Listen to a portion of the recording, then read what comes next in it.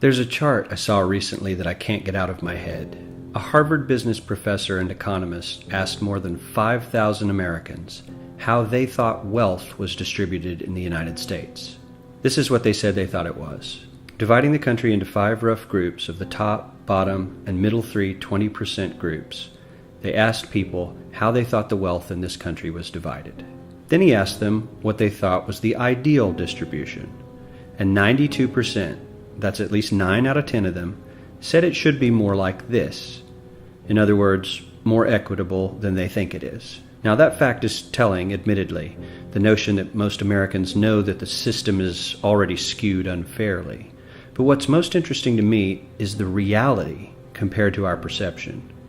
The ideal is as far removed from our perception of reality as the actual distribution is from what we think exists in this country. So ignore the ideal for a moment. Here's what we think it is again. And here is the actual distribution. Shockingly skewed. Not only do the bottom 20% and the next 20%, the bottom 40% of Americans barely have any of the wealth. I mean, it's hard to even see them on the chart.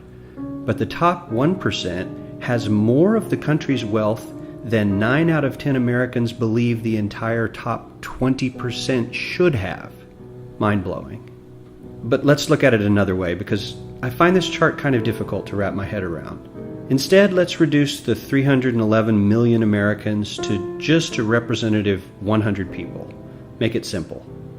Here they are: teachers, coaches, firefighters, construction workers, engineers, doctors, lawyers, some investment bankers, a CEO, maybe a celebrity or two. Now let's line them up according to their wealth. Poorest people on the left, wealthiest on the right, just a steady row of folks based on their net worth. We'll color code them like we did before based on which 20% quintile they fall into. Now let's reduce the total wealth of the United States, which was roughly $54 trillion in 2009, to this symbolic pile of cash. And let's distribute it among our 100 Americans. Well, here's socialism, all the wealth of the country distributed equally. We all know that won't work. We need to encourage people to work and work hard to achieve that good old American dream and keep our country moving forward. So, here's that ideal we asked everyone about. Something like this curve. This isn't too bad. We've got some incentive, as the wealthiest folks are now about 10 to 20 times better off than the poorest Americans. But hey, even the poor folks aren't actually poor, since the poverty line has stayed almost entirely off the chart. We have a super healthy middle class with a smooth transition into wealth. And yes, Republicans and Democrats alike chose this curve.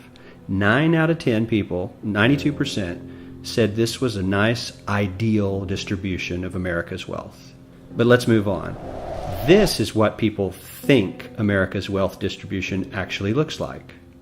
Not as equitable, clearly, but for me, even this still looks pretty great. Yes, the poorest 20 to 30% are starting to suffer quite a lot compared to the ideal, and the middle class is certainly struggling more than they were, while the rich and wealthy are making roughly 100 times that of the poorest Americans, and about 10 times that of the still healthy middle class.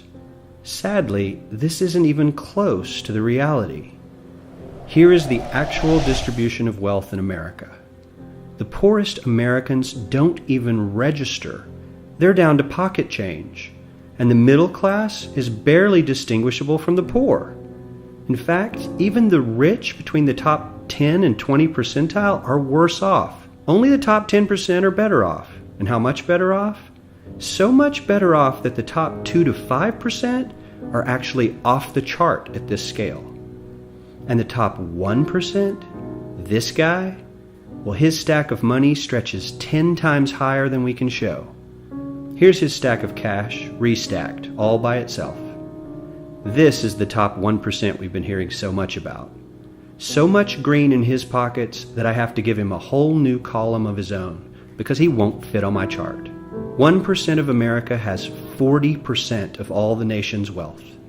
The bottom 80%, 8 out of every 10 people, or 80 out of these 100, only has 7% between them. And this has only gotten worse in the last 20 to 30 years.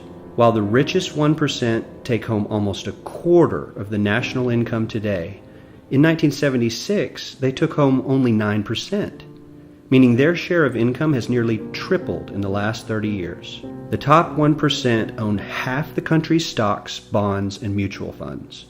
The bottom 50% of Americans own only 0.5% of these investments, which means they aren't investing. They're just scraping by.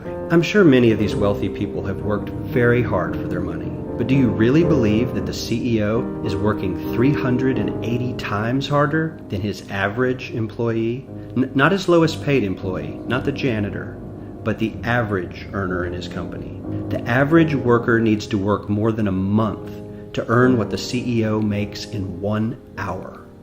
We certainly don't have to go all the way to socialism to find something that is fair for hardworking Americans. We don't even have to achieve what most of us consider might be ideal. All we need to do is wake up and realize that the reality in this country is not at all what we think it is.